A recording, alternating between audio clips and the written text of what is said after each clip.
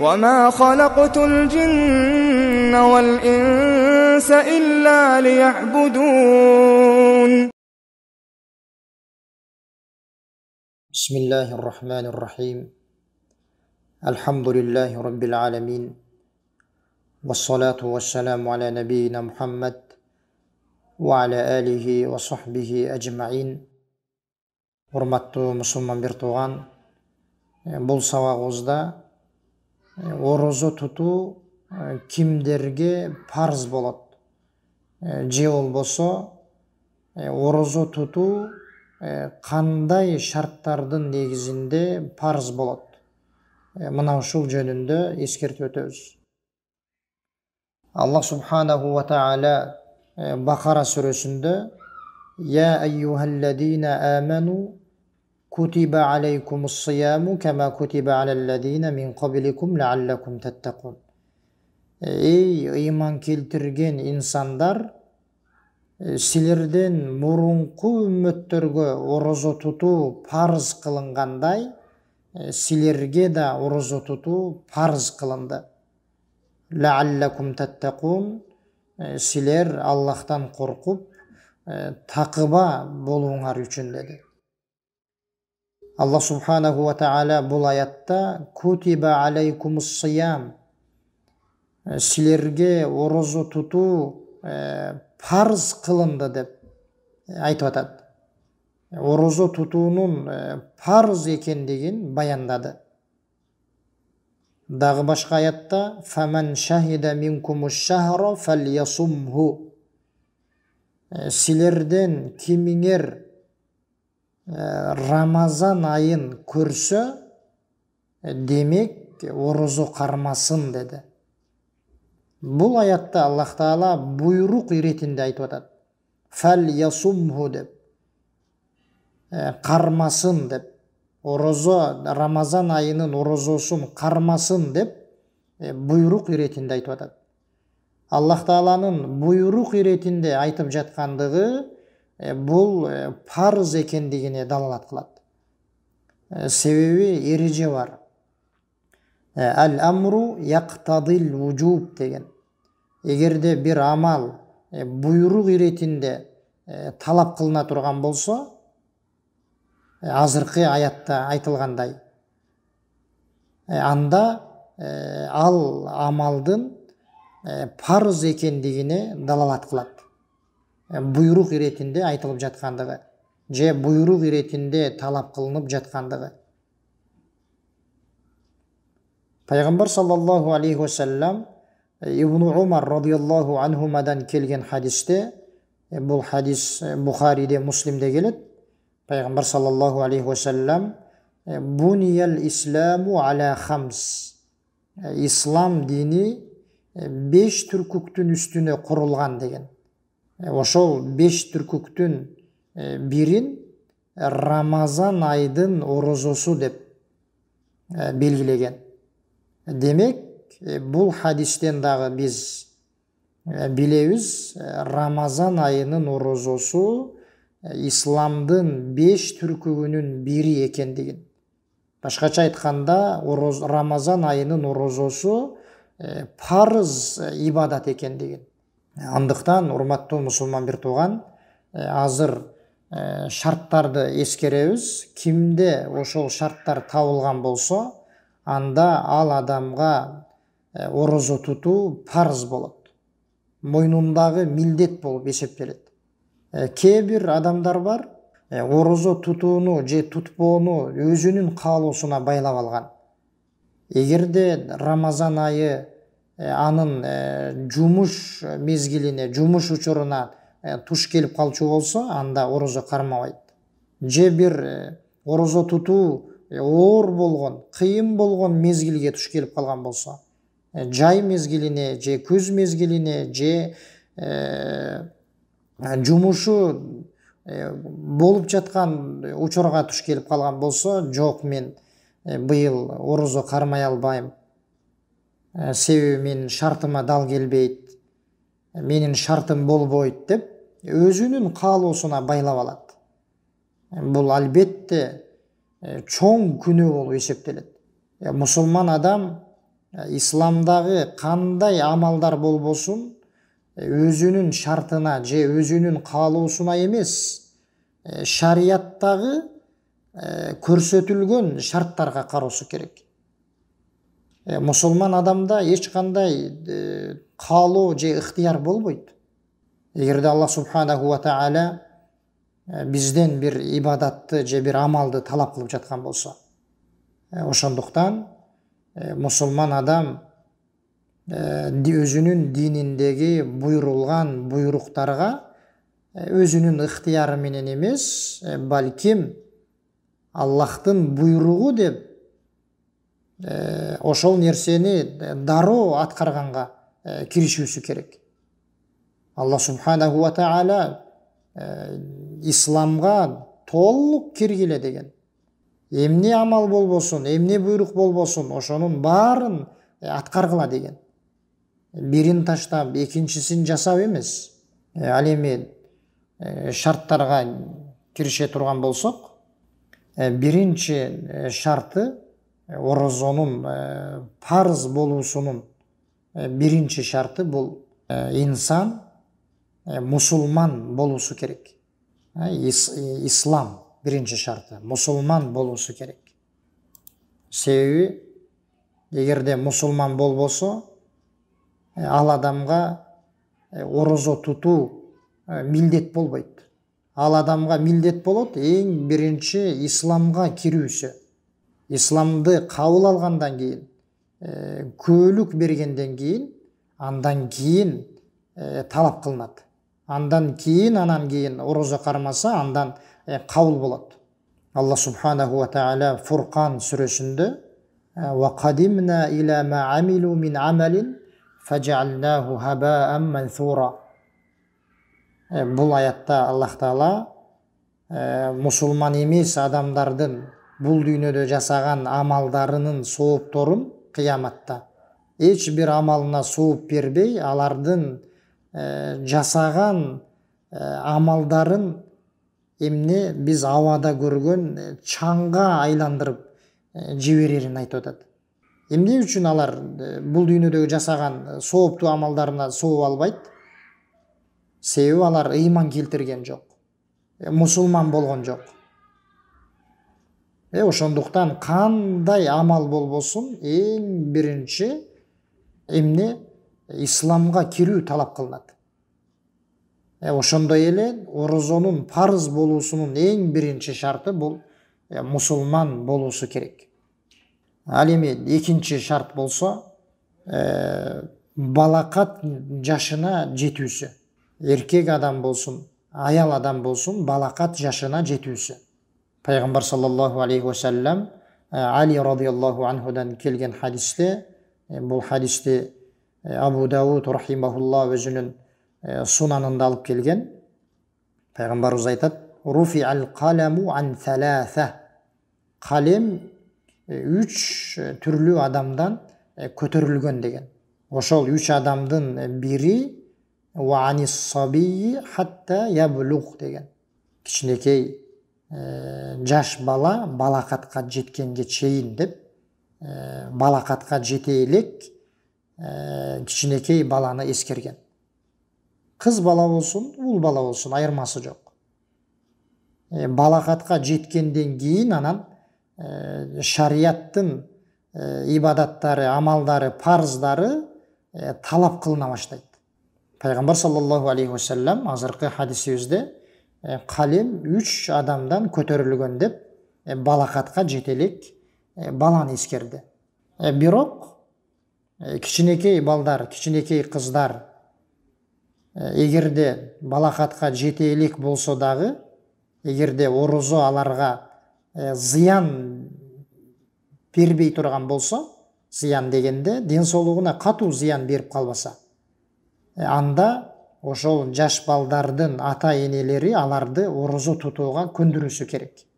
Бул мустахаб амал, парыз иретинде эмес, себеби алар балакатка жете элек. Бирок аларды орозо тутууга, ибадатка көндүрүү үчүн аларды орозого буйруп, орозо туттуруу бул мустахаб болуп эсептелет. Бухариде, Муслимде келет. Рубайя бинт Муауиз радиаллаху анха айтат: біз кичинекей балдарыбызга, балакат жашына жете элек, орозо туттурат элек. Анан алар кечке жакын курсактары ачып калчу болсо, биз аларга оюнчук, ойной турган бирдемелерди берип коет элек. Ошентип алар ошол оюнчук менен ойношуп, алаксып, орозолорун бүтүрүп алышат эле деген. Ошондуктан биз кичинекей кыздарыбызга, балдарыбызга балакат жашына жете элек болсо дагы аларды орозо кармоого буйруп, же болбосо аларды кызыктырып туттурганга аракет жасашыбыз керек. Бирок айтканыбыздай, милдеттүү түрдө эмес. Бул экинчи шарты. Балакат жашына жетүүсү керек. Үчүнчү шарты бул инсандын акылы өз жайында болуусу. Башкача айтканда, жинди болуп ооруган болбош керек. Акылы жайында болуш керек. Себеби оорукчан, акылы ордунда эмес, жинди болуп ооруп калган адамдардан эч бир ибадат талап кылынбайт. Себеби алардын акылы жайында эмес. Шарияттагы буйруктар, амалдар акылы бар адамга айтылат. Ошолордон талап кылынат. Пайгамбар саллаллаху алейхи ва саллям жогорудагы эскерген Али радиаллаху анху хадисинде калем 3 адамдан көтөрүлгөн деп айтып туруп, ошол үчөөнүн бирин ошол ва анил мәжнуни хатта яқил деп айткан. Жинди болуп ооруп калган адамдан дагы көтөрүлгөн, ал качан өзүнүн акылына келгенге чейин деп. Бул үчүнчү шарты. Адамдын акыл эси жайында болуусу. Ал эми төртүнчү шарты, инсан, мусулман адам мусапыр болбой, туруктуу болуусу, сапарда болбоосу. Сапар, кайсыл бир мусулман адам сапарда боло турган болсо, анда ал адамдан орозо талап кылынбайт. Башкача айтканда, парыз эмес ага. Ал ыктыярлуу. Кийин ал адам сапары бүткөндөн кийин, орозо айынан кийин кармап берет казасын. Муну бизге Аллах субханаху ва таала өзүнүн сөзүндө эскерген. وَمَنْ كَانَ مَرِيضًا أَوْ عَلَى سَفَرٍ فَعِدَّةٌ مِنْ أَيَّامٍ أُخَرَ деп. Кимде ким оорулуу болуп, же болбосо сапарда болуп кала турган болсо, анда бул адамдар башка күндөрдөн кармап берет деген. Демек, төртүнчү шарты бул эмне экен? Сапарда болбой, туруктуу болуп, мусапыр болбосо. Ал эми бешинчи шарты орозо кармоого кудурети жетүүсү. Башкача айтканда, оорулуу болбосу. Эгерде оорулуу боло турган болсо, кимдир бирөө, азыр айтабыз, ал кандай оорусу кандай деңгээлде болуусу керек. Аны айтабыз, оорулуу болбош керек. Эгерде ал орозо тутканга жарабай турган болсо, оорусу ага эч кандай бир орозо тутууга мүмкүндүк бербей турган болсо, анда ал адамга парыз эмес. Себеби Аллах субханаху ва таала эч бир пендесин күчү жетпеген нерсеге буйрубайт. Ла юкаллифуллаху нафсан илля вус'аха. Бирок биз бул жерде оорулуу болбош керек дегенде, кандай оорулуу адам ал? Ушул нерсени жакшылап билип алышыбыз керек. Биринчиден, кээ бир оорулар бар, баарыбыз ооруп турабыз. Тумоолоп турабыз, мисалы, тишибиз ооруп калат, же ушул сыяктуу жеңил оорулар. Ар бир адам ооруп турат бул. Бул оорулар эч кандай орозо тутууну мойнундан түшүрүп койбойт. Бул адамдар сөзсүз түрдө кармайт. Бул оорулар азыркы айткан сыяктуу тиш оору же тумоо оору, ушул сыяктуу оорулар булар орозонун парыз болбой калуусуна эч кандай бир себеп болбойт. Себеби бул оорулар менен адам башка бир жумуштарын жасай берет. Ошол эле сыяктуу орозосун кармаса деле буга эч кандай катуу зыян келбейт. Ошондуктан бул оорулар эч кандай орозону тутпай коюуга себеп болбойт. Дагы бир оорунун түрү бар. Ал кандай түрү?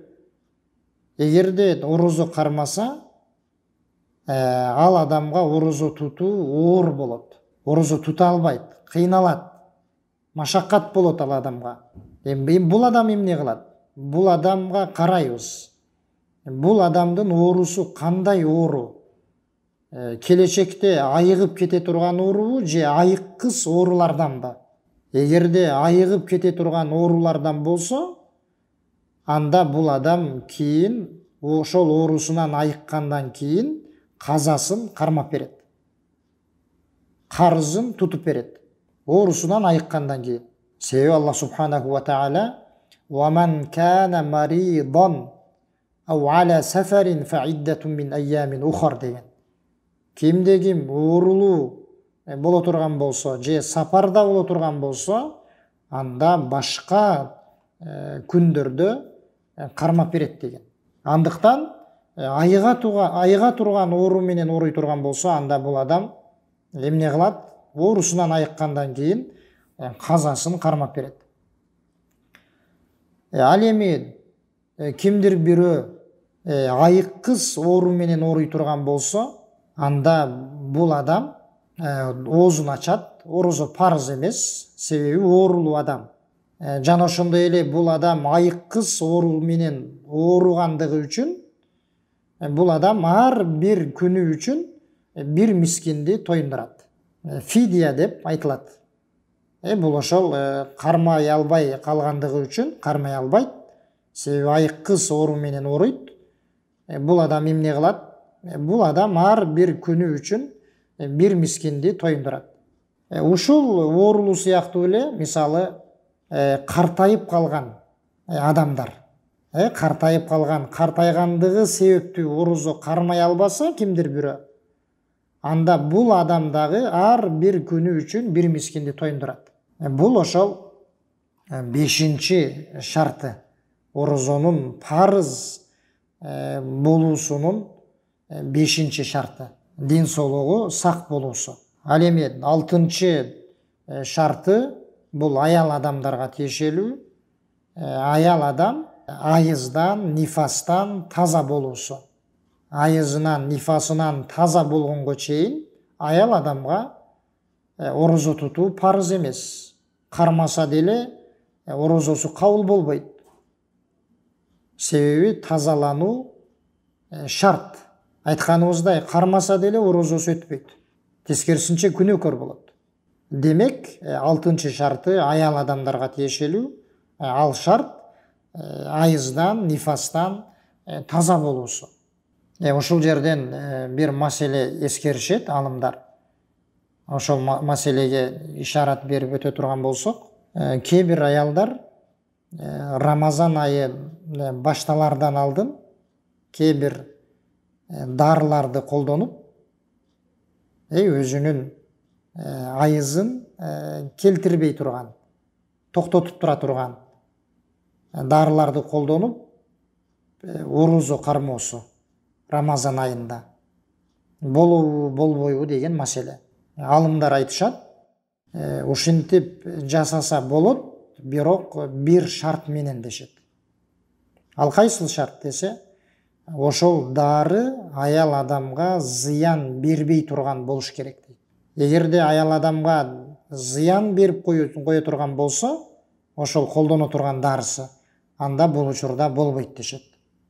Эгерде зыян бербей турган болсо, анда колдонуп Рамазан айынын орозосун кармап алса болот дешет. Ошол орозонун парыз болуусунун 6 шарты.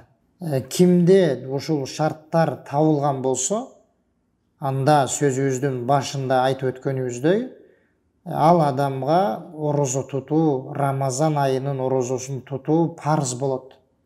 Эч кандай анда үзүр болбойт. Рамазан айы кандай мезгилине туш келбесин анын. Жумуш мезгилине туш келеби, же болбосо оор мезгилдерге туш келип калабы, эч кандай айырмасы жок. Кимде ушул эскерилген шарттар табылган болсо. Ал шарттарды кыскача түрдө айтып өтө турган болсок, биринчиси мусулман болуусу, экинчиси балакат жашына жетүүсү, үчүнчүсү акылдуу, акыл эси жайында болуусу, төртүнчү шарт мусапыр болбоосу, бешинчи шарт оорулуу болбош керек. Оорулууну айттык. Кандай болгон оору болгон болсо ошол оору тыят орозодон, же орозо парыз болбойт ал адамга, аны айттык. Алтынчысы бул аял адамдарга тиешелүү, бул айыздан, нифастан таза болуусу. Кимде ушул 6 шарт табылган болсо, ал адамдан орозо тутуу милдеттүү түрдө талап кылынат. Алла субханаху ва тааля баарыбызга өзүнүн дининдеги амалдарды аткарууга жардам берген болсун. Валлаху алам. Ва саллаллаху ва саллам аля набийина Мухаммад ва аля алихи ва сахбихи ажмаин.